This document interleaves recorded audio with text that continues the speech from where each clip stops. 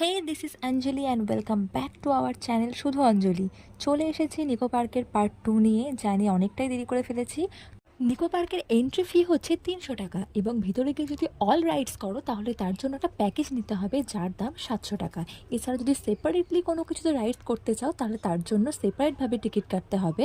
এছাড়াও ফ্রিতেও অনেক rides and attractions আছে। প্রথমেই আমরা এন্ট্রি করেছিলাম মিরর মেজে।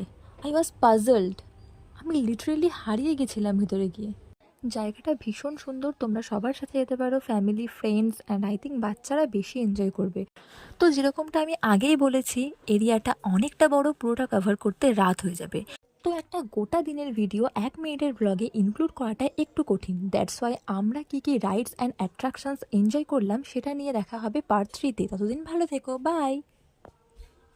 হে this is Anjali and welcome back to our channel শুধু অঞ্জলি।